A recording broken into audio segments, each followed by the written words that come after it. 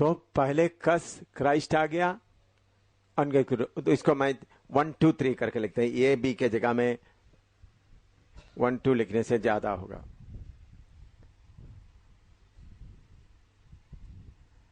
One two, everyone in his order. इस order में, order को मैं एक्सप्लेन करना चाहता हूं। और ये क्राइस्ट का अलग करने के बाद ये number 2 everyone in his order, उसमें नंबर 2 में ये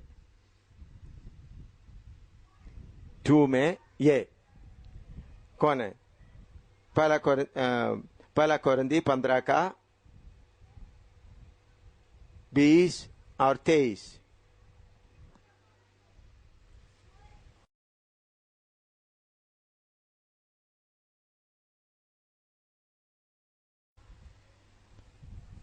पढ़ो। परंतु सचमुच मसीह मुर्दों में से जी उठा है, और जो सो गए हैं उनमें पहला फल हुआ।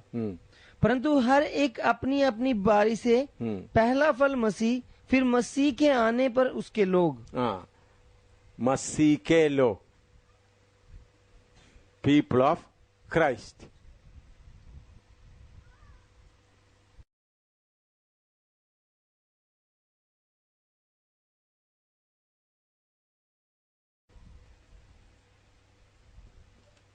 मसीह के लोग, फिर इनमें भी, फिर मसीह के लोगों में भी फिर डिफरेंस आ रहा है, वो मैं बाद में पढ़ाऊंगा, ठीक है ना। ये मसीह के लोग भी सब एक जैसा नहीं है, उसका भी डिफरेंस आगे बताऊंगा। मसीह के लोग,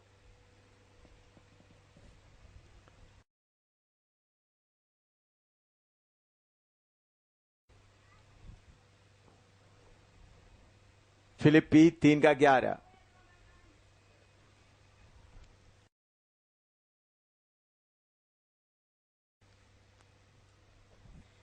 फिलिप्पी 3 का 11।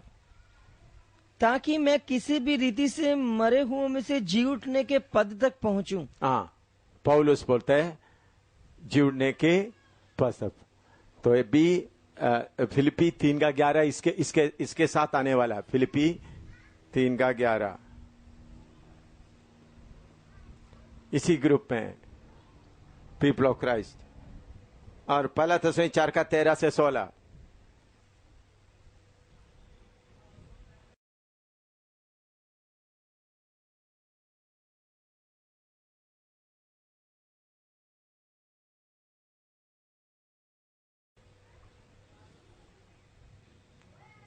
हाँ, पहला तस्वीर 4 का 13 से 16, सबको मालूम है ना वो। थोड़ा सा 16 पद सिर्फ पढ़िएगा। क्योंकि प्रभु आप ही स्वर्ग से उतरेगा, उस समय ललकार और प्रधान दूत का शब्द सुनाई देगा, और परमेश्वर की तुरही फूकी जाएगी, और जो मसीह में मरे हैं वो पहले जी उठेंगे। फिर पहला कोरिन्थी 15 का 51 और 52।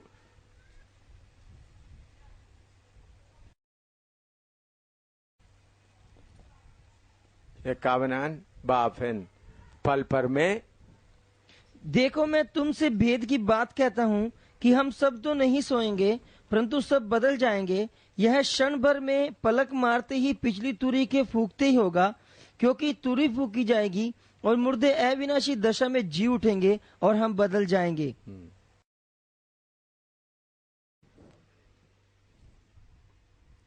सेकंड का बी 1,44,000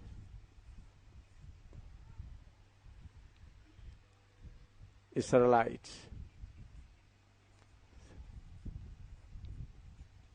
ये पूरा इस्राएली लोग हैं। उसके लिए वचन नोट करो। प्रकाशित वाक्य 6 का 9 से 11,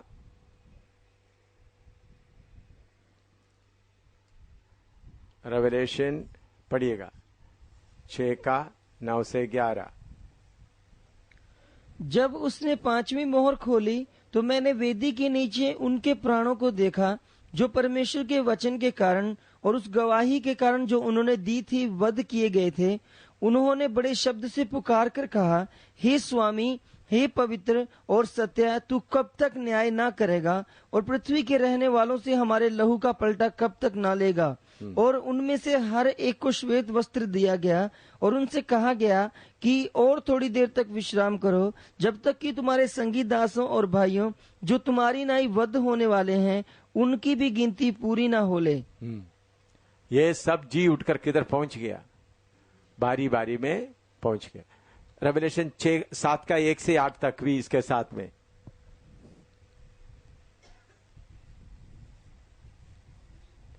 सात का 1 से 8 वो आपको मालूम है, पहले हमने पढ़ा है 12,000 करके अलग अलग किया। वो पढ़ने का जरूरत नहीं है।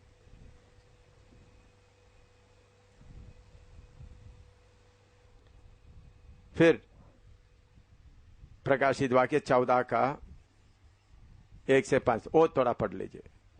ये पढ़ा है, फिर भी एक पढ़े।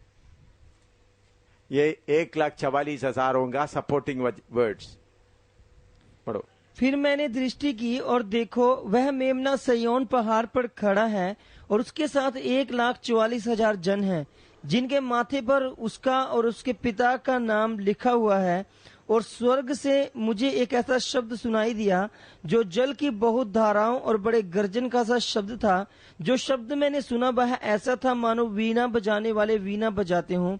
वे सिंहासन के सामने और 4 प्राणियों और प्राचीनों के सामने मानो नया गीत गा रहे थे। और उन 1,44,000 जन को छोड़ जो पृथ्वी पर से मोल लिए गए थे, कोई वह गीत ना सीख सकता था। ये वे हैं जो स्त्रियों के साथ अशुद्ध नहीं हुए। ठीक। हाँ, मैं अभी मेरे ख्याल में आपका नंबरिंग का थोड़ा सिस्टम थोड़ा चेंज करना चाहता हूं, ताकि आप लोगों को ये टोटल रिसरेक्शन कितना है उसमें आपको कंफ्यूजन ना आए। नहीं तो टोटल रिसरेक्शन में आपको ABCD रहते वक्त में आपको थोड़ा कंफ्यूजन हो जाएगा। ठीक है ना? नहीं तो क्योंकि कुछ लोग रिसरेक्शन के बारे में काफी कॉम्प्लिकेशन करता है, तो मैं चाहता हूं आपको कॉम्प्लिकेशन ना हो, तो इसीलिए दोबारा नंबरिंग करें ताकि आपके लिए थोड़ा आसान हो जाए समझने के लिए। फर्स्ट कौन है रिसरेक्शन में? नंबर 1 यीशु मसीह। नंबर 2 कौन है? यीशु मसीह के लोग। और दूसरा ये कौन सा है? नंबर 3। क्या करो? नंबर 3 करो आप नंबर। उसके लिए वचन ABCD वचन, तो आप लोग ABCD चाहिए तो कर लो। ठीक है ना? नंबर 2 का मैंने वचन दे दिया था। वचन कितना वचन दिया? नंबर 2 का 3 वचन दिया। इसका भी 3 वचन। ये थोड़ा सा मेरे ख्याल में आप लोगों के लिए याद करने के लिए थोड़ा आसान हो, क्योंकि सब एक साथ नहीं हो रहा है, अलग अलग समय में हो रहा है। ठीक है, ये हो गया 3। अभी नंबर 4।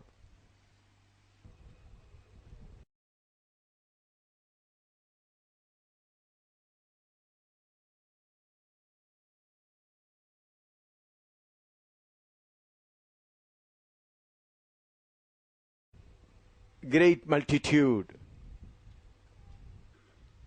Number 4. Great multitude.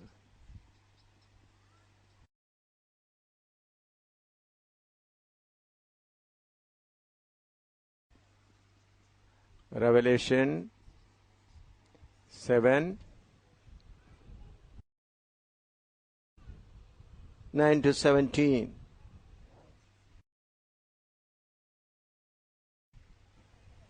थोड़ा सा पढ़ लिया। रेवलेशन 7:9-17। इसके बाद मैंने दृष्टि की और देखो, हर एक जाति, कुल और लोग और भाषा में से एक ऐसी बड़ी भीड़ जिसे कोई गिन नहीं सकता, श्वेत वस्त्र पहने और अपने हाथ में खजूर की डालियां लिए हुए सिंहासन के सामने और मेमने के सामने खड़ी है। वे बड़े शब्द से पुकार कर कहती है कि उद्धार के लिए हमारे परमेश्वर का जो सिंहासन पर बैठा है और मेमने का जय जयकार हो। Great multitude from all Nations. इसको आप ये रख सकते हैं, great multitude from all Nations. पहले का किधर से था? ऐसा ये मैंने आपको पढ़ा है, याद है ना ये? हाँ। अच्छा, 9 5वां जो खजूर की डालियां लेकर खड़ा हुए मेमने का लहू के द्वारा, मैं एक्सप्लेन किया आप लोगों को। हाँ, तो नंबर 5, 2 विटनेसेस, द 2 विटनेसेस।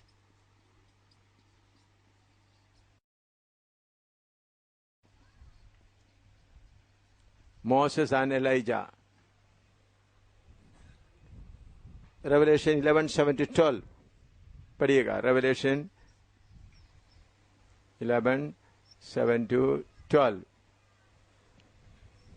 और जब वे अपनी गवाही दे चुकेंगे तो वह पशु जो अथाह कुंड में से निकलेगा उनसे लड़कर उन्हें जीतेगा और उन्हें मार डालेगा, और उनकी लोथें उस बड़े नगर के चौक में पड़ी रहेंगी जो आत्मिक रीति से सदोम और मिस्र कहलाता है, जहां उनका प्रभु भी क्रूस पर चढ़ाया गया था। और सब लोग और कुलों और भाषा और जातियों में से लोग उनकी लोथें 3.5 दिन तक देखते रहेंगे, और उनकी लोथें कब्र में रखने ना देंगे, और पृथ्वी के रहने वाले उनके मरने से आनंदित और मगन होंगे और एक दूसरे के पास भेंट भेजेंगे, क्योंकि इन दोनों भविष्यद्वक्ता ने पृथ्वी के रहने वालों को सताया था। और 3.5 दिन के बाद परमेश्वर की ओर से जीवन की आत्मा उनमें बैठ गई, और वे अपने पांव के बल खड़े हो गए, और उनके देखने वालों पर बड़ा भय छा गया।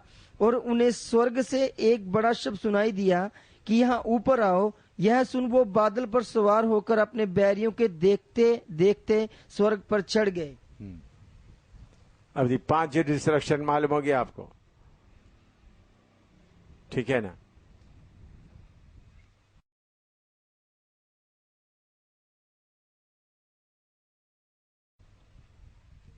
अभी एक और रिसरेक्शन है।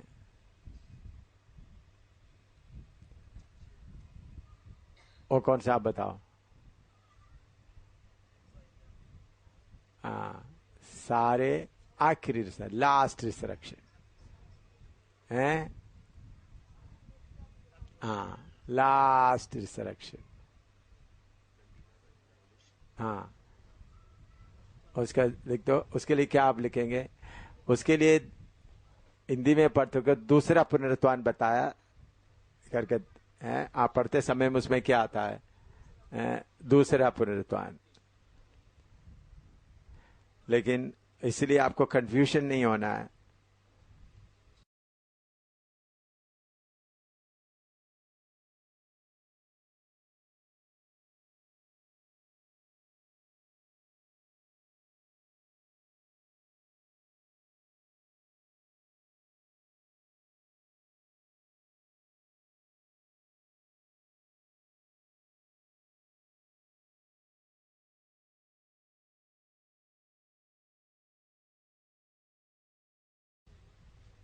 ये मैं अभी 5 पढ़ा है, लेकिन ये 5 मिलकर के फर्स्ट रिसरेक्शन में आना चाहिए। क्यों? पढ़िएगा प्रकाश ज्योति का 20 का 5 और 6, 6 और 6 पढ़िएगा। धन्य और पवित्र वह है जो इस पहले पुनरुत्थान का भागी है। ऐसों पर दूसरी मृत्यु का कुछ भी अधिकार नहीं, पर वो परमेश्वर और मसीह के याजक होंगे। ये पहला रिसरेक्शन में या पहला पुनरुत्थान में कितना आता है? 5 तक आता है। मैंने उसको फेस अलग अलग होने के कारण उसको आपको क्या करके दिया। ये समझ आ रहे हैं आपको? कंफ्यूजन नहीं होगा ना आप लोगों को? हैं? ऐसा कर सकते हैं। पहला पुनरुत्थान का 5 भाग है, ऐसा लिखो। पहला पुनरुत्थान का 5 भाग है, ठीक है।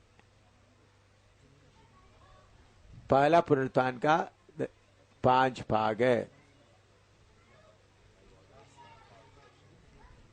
प्रकाशित वाक्य 20 का 6 पढ़ कर देख लो।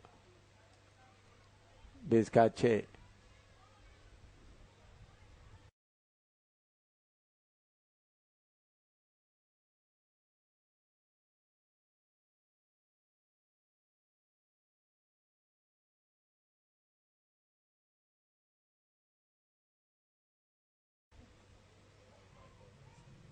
तो अभी नेक्स्ट ये पहला फर्स्ट रिसरेक्शन, तो फर्स्ट रिसरेक्शन में 5 भाग है। अभी नेक्स्ट क्या, लास्ट रिसरेक्शन या सेकंड रिसरेक्शन। कंफ्यूजन नहीं होंगे ना आप लोगों को। सेकंड रिसरेक्शन,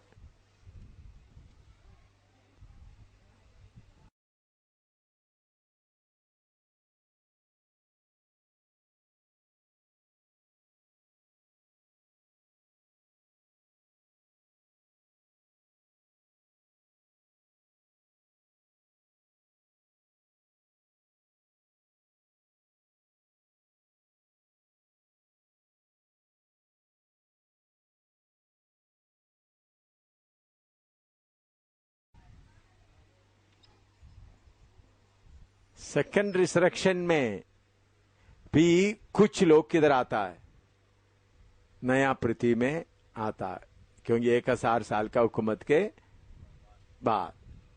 तो ये सेकंड रिसेशन कब है, आफ्टर 1000 मिलेनियम। पहला रिसेशन कब है, 1000 साल के पहले।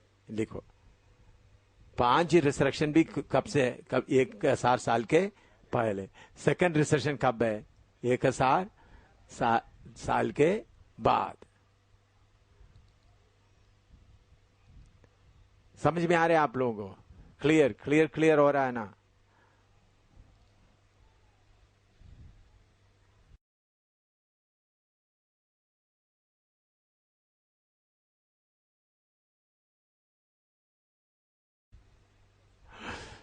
प्रकाशित वाक्य 20 का 11 से 15, रेवलेशन 20:11-15।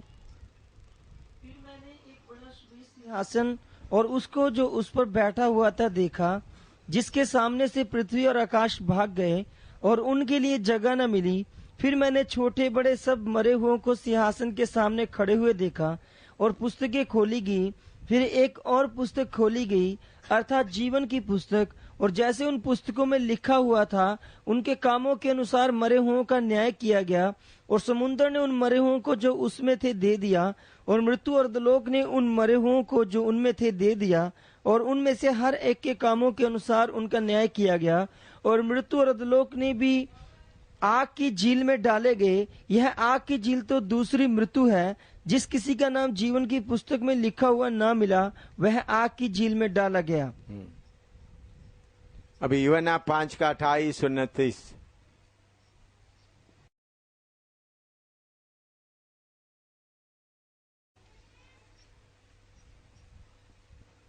जॉन 5:28-29। इससे अचंभा मत करो, क्योंकि वह समय आता है कि जितने कब्रों में हैं उसका शब्द सुनकर निकलेंगे। जिन्होंने भलाई की है वे जीवन के पुनरुत्थान के लिए जी उठेंगे, और जिन्होंने बुराई की है वे दंड के पुनरुत्थान के लिए जी उठेंगे। हाँ, दानियल 12 का 2।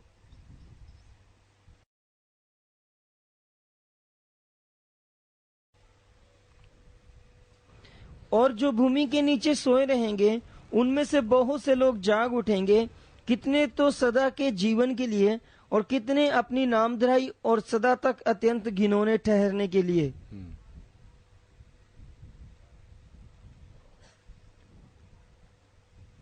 समझा? Next,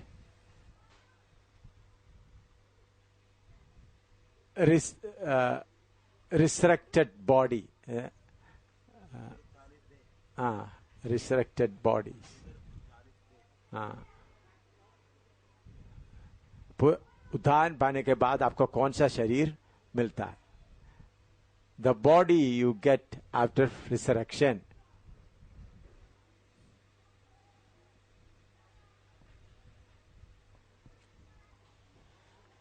The body you get after resurrection are different qualities of different bodies.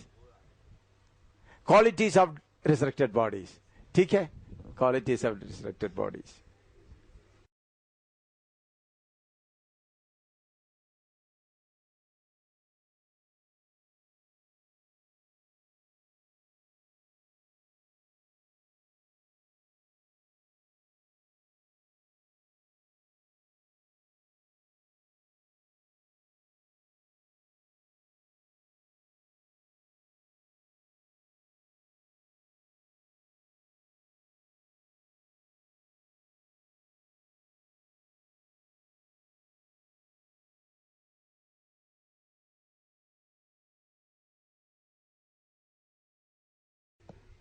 Philippians 3:21. Philippians 3:21.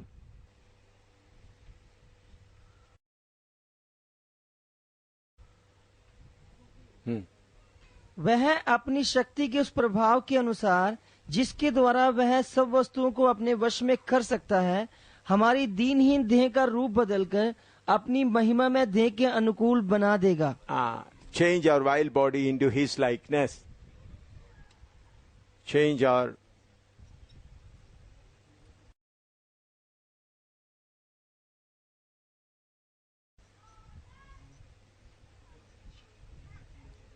bodies into his glorious body.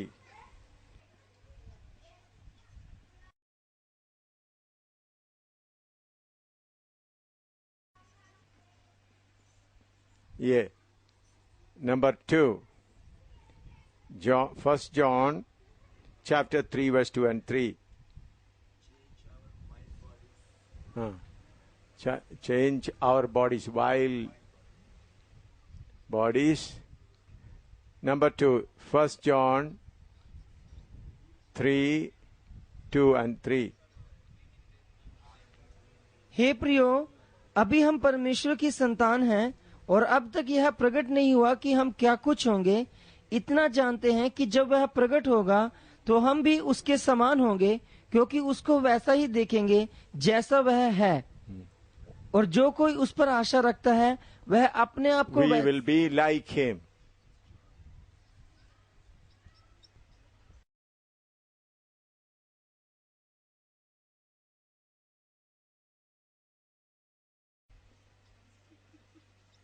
हम उनके समान होंगे। Number C, 1 Corinthians 15:35 to 42.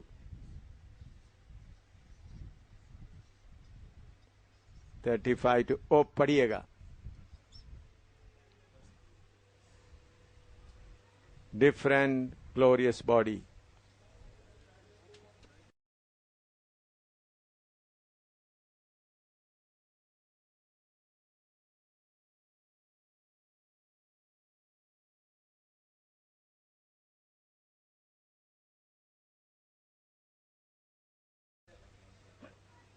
अब कोई यह कहेगा कि मुर्दे किस रीति से जी उठते हैं और कैसी देह के साथ आते हैं। हे निर्बुद्धि, जो कुछ तू बोता है जब तक वह न मरे जिलाया नहीं जाता, और जो तू बोता है यह वह देह नहीं जो उत्पन्न होने वाली है, परंतु निरा दाना है, चाहे गेहूं का चाहे किसी और अनाज का। परंतु परमेश्वर अपनी इच्छा के अनुसार उसको देह देता है, हर एक बीज को उसकी एक विशेष देह। सब शरीर एक सरीखे नहीं, परंतु मनुष्य का शरीर और है, पशुओं का शरीर और है, पक्षियों का शरीर और है, और मछलियों का शरीर और है। स्वर्गीय देह हैं और पार्थिव देह भी हैं, परंतु स्वर्गीय देहों का तेज और है और पार्थिव का और। सूर्य का तेज और है, चांद का तेज और है, तारागणों का तेज और है, क्योंकि एक तारे से दूसरे तारे का तेज में अंतर है। मुर्दों का जी उठना भी ऐसा ही होगा। शरीर नाशवान दशा में बोया जाता है और अविनाशी रूप में जी उठता है। संत लोगों में आपस में क्या होगा? फर्क होगा। इसलिए एक एक अपना सूरज का रोशनी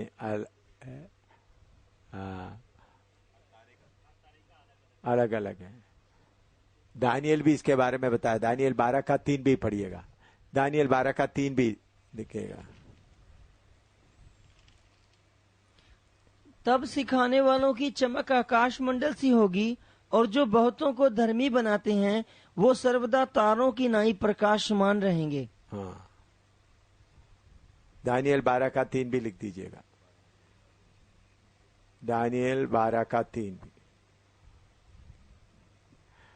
अभी जी उड़ने के बारे में, मौत के बारे में, ये सब्जेक्ट अभी नेक्स्ट है।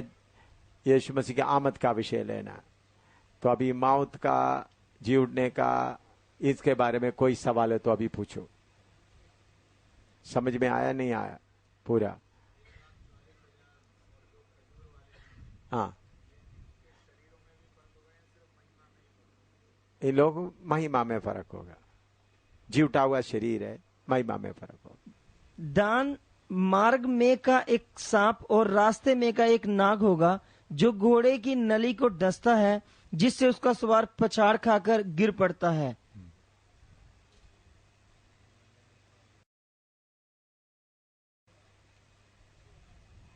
दान ने और क्या किया? दान को उन्होंने आशीष नहीं दिया।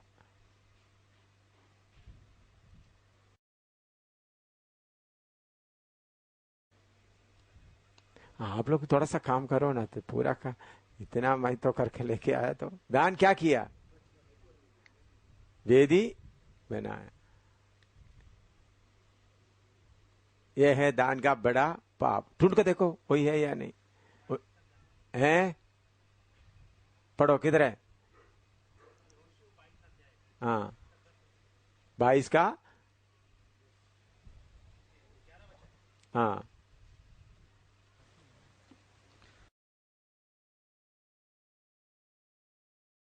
जब रुबेनी, गादी और मनशे के आधे गोत्री यर्दन की उस तराई में पहुंचे जो कनान देश में था, तब उन्होंने वहां देखने के योग्य एक बड़ी वेदी बनाई। आपको मालूम है दान के साथ लड़ाई के लिए गए?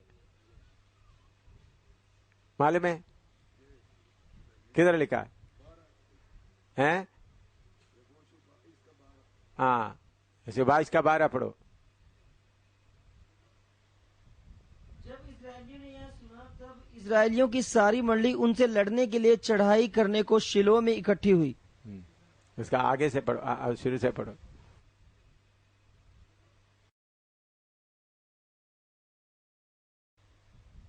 9 से पढ़ो। तब रुबेनी, गादी और मनशे के आधे गोत्री इस्राएलियों के पास से, अर्थात कनान देश से शिलो नगर से, अपनी गिलाद नाम निज भूमि में जो मूसा से दिलाई हुई और यहोवा की आज्ञा के अनुसार उनकी निज भूमि हो गई थी, जाने की मनसा से लौट गए।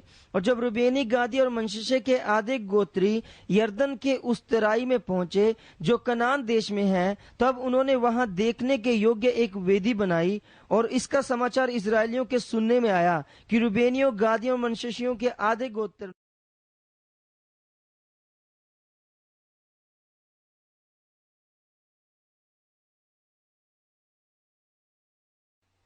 यीशु मसीह की दूसरी आमद। इसमें 2 फेस है। एक ये सीक्रेट कमिंग, गुप्त आमद।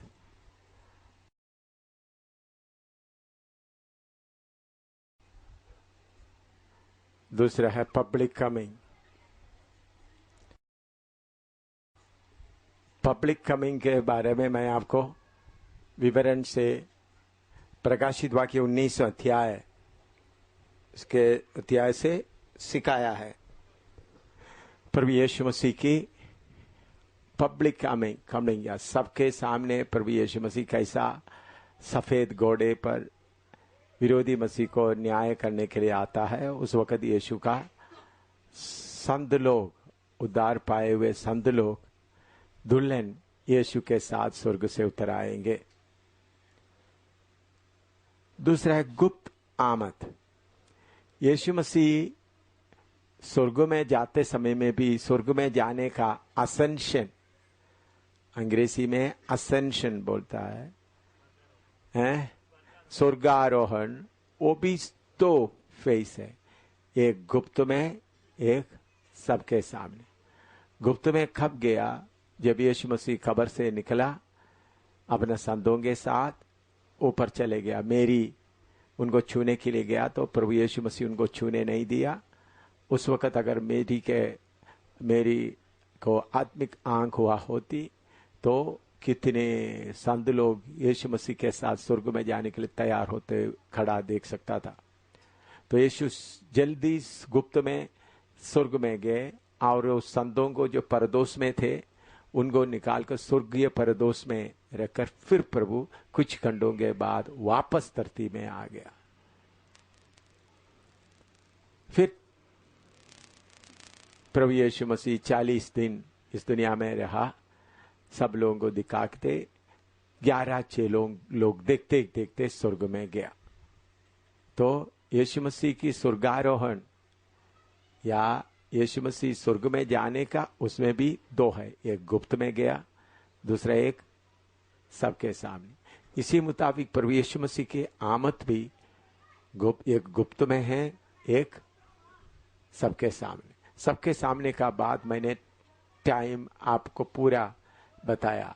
जब 7 साल पूरा होगा, विरोधी मसीह लड़ने के लिए तैयार होगा, तब प्रभु यीशु मसीह सबके सामने, सब लोग देखते देखते जलपाई पहाड़ या ओलिव पहाड़ के ऊपर उतर आएगा। ओलिव पहाड़ 2 हिस्सा होगा। क्या क्या होगा वो बातें आपको खोलकर सिखाया है। अभी सीक्रेट कमिंग, गुप्त आमद, उसका टाइम, गुप्त आमद का टाइम। अभी पब्लिक कमिंग आपको बताया, अभी हमको सीक्रेट कमिंग सीखना है।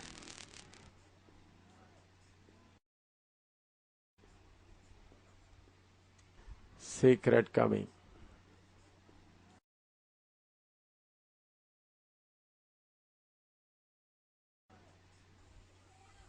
उसका नंबर 1 टाइम।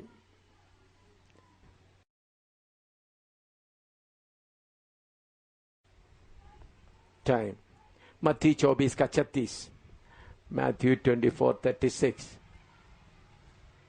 मत्ती 24 का 36। उस दिन और उस घड़ी के विषय में कोई नहीं जानता, न स्वर्गदूत न पुत्र, परंतु केवल पिता। हाँ, मत्ती 24:36, मैथ्यू 24:36। उस घड़ी के बारे में कोई नहीं जानता। मरकस 13 का 32, मरकस 13 का 32, मार्क 13:32। उस दिन और उस घड़ी के विषय में कोई नहीं जानता, न स्वर्ग के दूत न पुत्र, परंतु केवल पिता। हाँ, सिर्फ पिता ही जानते हैं। तीसरा, मत्ती 24 का 43 और 44, मैथ्यू 24:43-44, मैथ्यू 24:43-44, मत्ती 24 का 43-44। परंतु यह जान लो कि यदि घर का स्वामी जानता होता कि चोर किस पहर आएगा, तो जागता रहता और अपने घर में सेंध लगने ना देता। इसलिए तुम भी तैयार रहो, क्योंकि जिस घड़ी के विषय में तुम सोचते भी ना हो, उस घड़ी मनुष्य का पुत्र आ जाएगा। प्रभु यीशु चोर की तरह आएगा।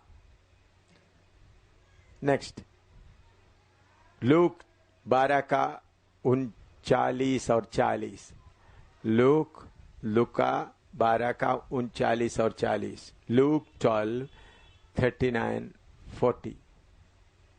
परंतु तुम यह जान रखो कि यदि घर का स्वामी जानता कि चोर किस घड़ी आएगा, तो जागता रहता और अपने घर में सेंध लगने ना देता।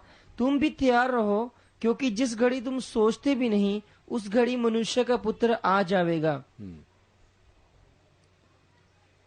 नेक्स्ट, पहला थिस्सलुनी 5 का 2, फर्स्ट थिस्सलुनी 5:2, पहला थिस्सलुनी 5 का 2।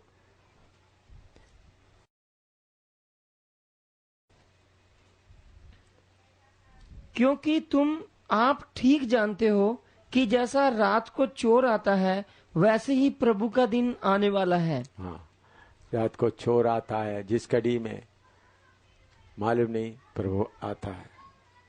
प्रकाशित वाक्य 3 का 3, रेवलेशन 3:3, रेवलेशन 3:3, प्रकाशित वाक्य 3 का 3।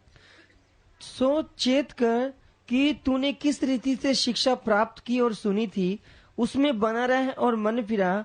और यदि तू जागृत न रहेगा, तो मैं चोर की नाई आ जाऊंगा और तू कदापि ना जान सकेगा कि मैं किस घड़ी तुझ पर आ पड़ूंगा। हाँ, प्रकाशित वाक्य 16 का 15, रेवलेशन 16:15, प्रकाशित वाक्य 16 का 15। देख, मैं चोर की नाई आता हूँ। धन्य वह है जो जागता रहता है और अपने वस्त्र की चौकसी करता है, कि नंगा ना फिरे और लोग उसका नंगापन ना देखें। हाँ, नेक्स्ट, मत्ती 24 का 42, मत्ती 24 का 42, मत्ती 24 का, मैथ्यू 24:42। इसीलिए जागते रहो, क्योंकि तुम नहीं जानते कि तुम्हारा प्रभु किस दिन आएगा। हाँ, बस ये वचन सब आपको अच्छी तरह मालूम है, इसमें से प्रचार करने का कोई जरूरत नहीं है। नया लोग नहीं है, आप सेवक लोग हैं, सेवा करने वाला है, आप इसके बारे में बताते हैं, तो इसलिए इसके बारे में बताने का जरूरत है, इसका टाइमिंग। और नेक्स्ट है साइन ऑफ हिज कमिंग।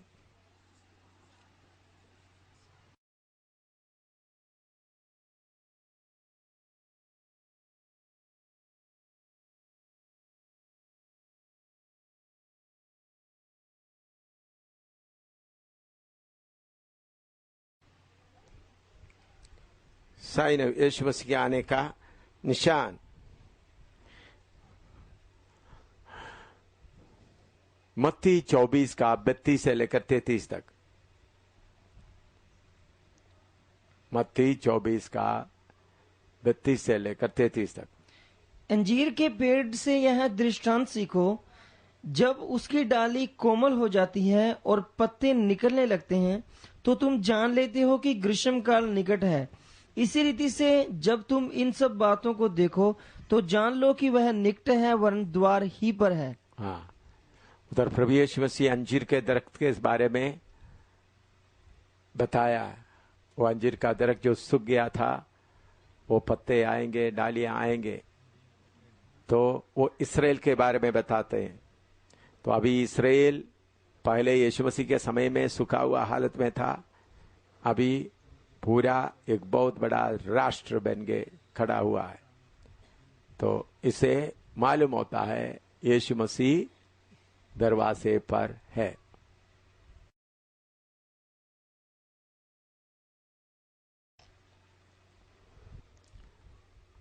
उसके साथ मत्ती 24 का 36 से लेकर 40 तक पढ़िएगा। 36 से 40 तक। उस दिन और उस घड़ी के विषय में कोई नहीं जानता, न स्वर्ग के दूत और न पुत्र, परंतु केवल पिता। जैसा नूह के दिन थे, वैसे ही मनुष्य के पुत्र का आना भी होगा। क्योंकि जैसे जल प्रलय से पहले के दिनों में, जिस दिन तक कि नूह जहाज पर ना चढ़ा, उस दिन तक लोग खाते पीते थे और उनमें शादी ब्याह होती थी, और जब तक जल प्रलय आकर उन सबको बहा न ले गया, तब तक उनको कुछ भी मालूम ना पड़ा। वैसे ही मनुष्य के पुत्र का आना भी होगा। उस समय 2 जन खेत में होंगे, और एक ले लिया जाएगा और दूसरा छोड़ दिया जाएगा। हाँ, नूह का समय में नूह प्रचार करता रहा, लेकिन कोई ध्यान नहीं दिया। नूह अपने फैमिली के साथ किश्ती के अंदर जाकर बैठ गया, फिर भी कोई ध्यान नहीं दिया। अचानक दरवाजा बंद हो गया, बाढ़ आने लगा। इसी मुताबिक आज दुनिया में लोग यीशु मसीह की आमद के बारे में, ठीक है आएगा तो जाएगा, यहां तक विश्वासी लोग के अंदर भी एक तैयारी, एक इंतजारी जितना होना चाहिए उतना नहीं है। लोग खाते पीते आराम करते रहेंगे। उन समय में कौन आएगा? प्रभु यीशु आए। तो हम यीशु की आमद के उस समय में अभी रह रहा है। इसराइल के ऊपर कैसा रशिया हमला करने के लिए आएगा, वो सब बात मैंने आपको सिखाया है, याद है ना? जैसे कि नबी 37, 38, 39 कैसा रशिया ऊपर से आएगा, कैसा उनका हवाई जहाज बादलों की तरह आएगा, समुद्र से कैसा आएगा, ब्लैक सी से मेडिटेरेनियन, ये पूरा नक्शा के साथ मैंने पूरा आपको क्लियर बताया। और उस दिन क्या होगा, जो प्रभु बहुत भूजाल भेजेगा, समुद्र में भी भूजाल होगा, उनका सबमरीन सब बर्बाद हो जाएंगे, और डोम ऑफ द रॉक मुसलमान का दूसरा जगह गिर जाएंगे। उधर में विरोधी मसीह के मदद से इसराइल लोग अपना मंदिर बनाएगा, विरोधी मसीह को मसीह के तौर पर स्वीकार करेगा, लेकिन उसके पहले कलीसिया उठा लिया जाएगा। मैं कब से बोल रहा था, रशिया जाकर ईरान के साथ भी संबंध बना के रखा है। रशिया इंतजार कर रहा है कब इसराइल के ऊपर हमला करूं। उसके लिए समय अभी नजदीक आया हुआ है, क्योंकि अभी पिछले दिनों मैंने बोला सीक्रेट एग्रीमेंट इसराइल और अरब देशों के द्वारा हुआ है। अभी करीब 1 महीना या 1.5 महीना से ज्यादा थोड़ा हो गया होगा। वो प्रेसिडेंट बुश उतरने के पहले वो पूरा करना चाहता है। तो उसी के दौरान अभी ब्रिटिश प्राइम मिनिस्टर गया, उन्होंने भी वही क्लियर करके गया है। पिछले हफ्ते ब्रिटिश प्राइम मिनिस्टर इलाका में जाकर उनका, वो भी मैंने बीबी से उनका भी बात सुना है। तो हम उस घड़ी में रह रहा है, नरसिंह का फूंकने वाला है, यीशु का संतलों के ऊपर जाने वाला।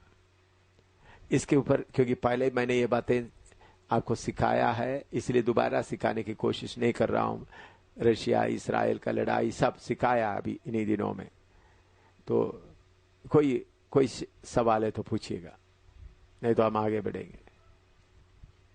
जो आपको इन्हीं दिनों में सिखाने के कारण वही दोबारा उसको बोलकर समय बर्बाद करना नहीं चाहता। ठीक है, next, how he will come, वो कैसा आएगा। हाउ ही विल कम, ये सीक्रेट कमिंग का है। पब्लिक कमिंग का मैंने बता दिया है। पब्लिक कमिंग कैसा आएगा? सफेद घोड़े पर पूरा दुनिया को दिखाई देगा, संत लोग उनके साथ रहेंगे। 1 थिस्सलुनी 4 का 13 से 18 तक वो कैसा आएगा? 1 थिस्सलुनी 4 का 13 से 18। 1 थिस्सलुनी चैप्टर 4 वर्स 13 to 18। हे भाइयों, हम नहीं चाहते कि तुम उनके विषय में जो सोते हैं अज्ञान रहो। ऐसा न हो कि तुम औरों की नाई शोक करो जिन्हें आशा नहीं। क्योंकि यदि हम प्रतीति करते हैं कि यीशु मरा और जी भी उठा, तो वैसे ही परमेश्वर उन्हें भी जो यीशु में सो गए हैं उसी के साथ ले आएगा। क्योंकि हम प्रभु के वचन के अनुसार तुमसे यह कहते हैं कि हम जो जीवित हैं और प्रभु के आने तक बचे रहेंगे, तो सोए हुओं से कभी आगे न बढ़ेंगे।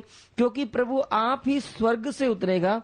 उस समय ललकार और प्रधान दूत का शब्द सुनाई देगा और परमेश्वर की तुरही फूकी जाएगी, और जो मसीह में मरे हैं वो पहले जी उठेंगे।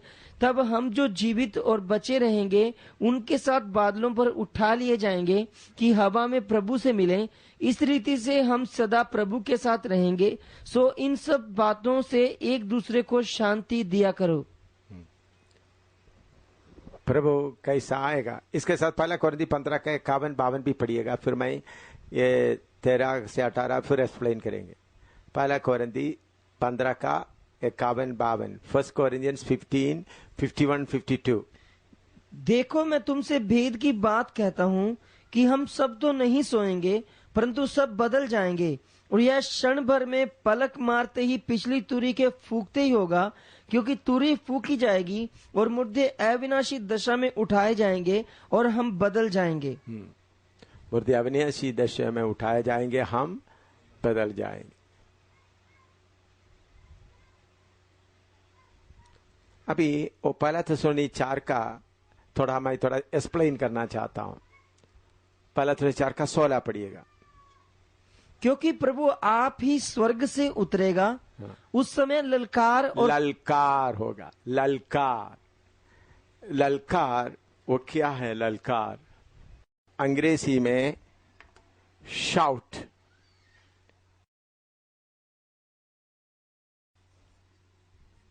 ग्रीक में उसके लिए शब्द है केलुस्मा,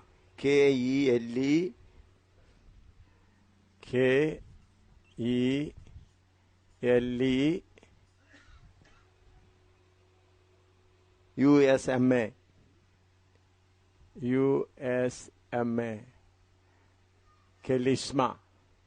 केलिस्मा का मतलब ए कमांड, a command,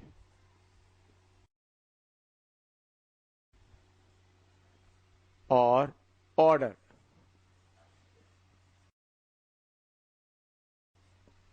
ये ऑर्डर क्या होगा? प्रभु यीशु मसीह आज्ञा देगा या परमेश्वर आज्ञा देगा मरे हुए, मसीह में मरे हुए सब जिंदा हो जाए।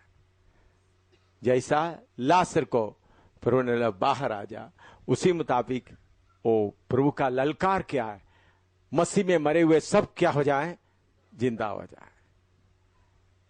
कमांड एंड ऑर्डर इन वार। लड़ाई में केलिस्मा कमांड होता है, ऑर्डर। तो अभी कौन सा ऑर्डर होगा? मरे हो जिंदा हो जाओ।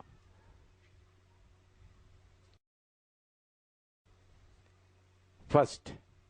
दूसरा, पहला ललकार होगा, फिर क्या है? और प्रधान दूत का शब्द सुनाई देगा। Voice of the archangel.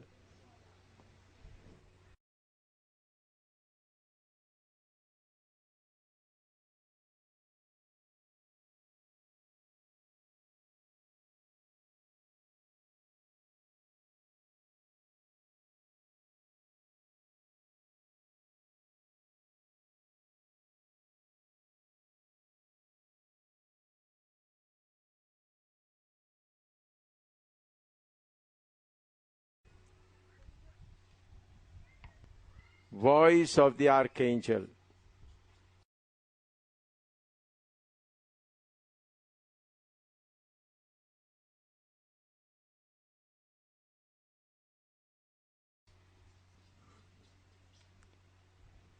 ये वॉइस ऑफ द आर्कएंजल या प्रधान दूत का शब्द इसलिए है कि ये वातावरण पूरा शैतान के कब्जे में है।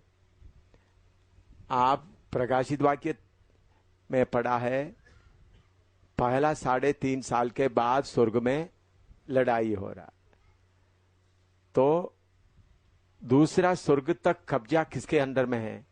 शैतान। तो शैतान अपने दुष्टात्माओं के साथ में सारे हवा का, एटमॉस्फेयर का कंट्रोल करने के कारण आर्कएंजल ऐलान करता है, हट जाओ रास्ते से। वो है प्रधान दूत का शब्द, रास्ते में से क्या करो, हट जाओ। क्योंकि ऊपर जाने वाला सब लोग जय पाया हुआ लोग नहीं है। दुल्हन को रोक नहीं सकता, क्योंकि दुल्हन क्या किया हुआ है? शैतान को जय पा। लेकिन इसमें शैतान के ऊपर जय नहीं पाया हुआ बहुत लोग हैं। 1,44,000 शैतान के ऊपर जय नहीं पाया। वो जो बड़ा भीड़ है वो शैतान के ऊपर जय नहीं पाया। कलीसिया का लोग है जो शैतान के ऊपर जय नहीं पाया। ये लोग, वो कौन रोक सकता है? आपको मालूम है मूसा का शरीर के लिए शैतान आकर क्या किया? वाद विवाद किया। वाद विवाद किया का मतलब तो क्योंकि उनका एक पाप था। तो कलीसिया का लोग, कलीसिया का जय पाए हुआ लोग किधर जाएंगे? उनको रोक नहीं सकता। लेकिन जो कलीसिया का जय नहीं पाया, जो दुल्हन नहीं बनेंगे, उनको कौन रोक सकता है? शैतान। तो इसलिए कौन क्या कर रहा है? शैतान कलीसिया का, जो आपके कलीसिया का जो बपतिस्मा लिया, पवित्र आत्मा पाया, अन्य भाषा बोलता है, लेकिन जय नहीं पाया है। सुन लो, सेवक लोग सुन रहा है ना? हाँ, उन लोग भी जाएंगे, लेकिन उन लोग किसमें नहीं होगा? दुल्हन में। इसलिए मैंने आज या कल आपको पढ़ाई, एक एक अपना ऑर्डर में, अपना वारी से, दुल्हन अपना ऑर्डर में। तो उनको ले जाने से शैतान उनको नहीं रोकना, इसलिए प्रधान दूत का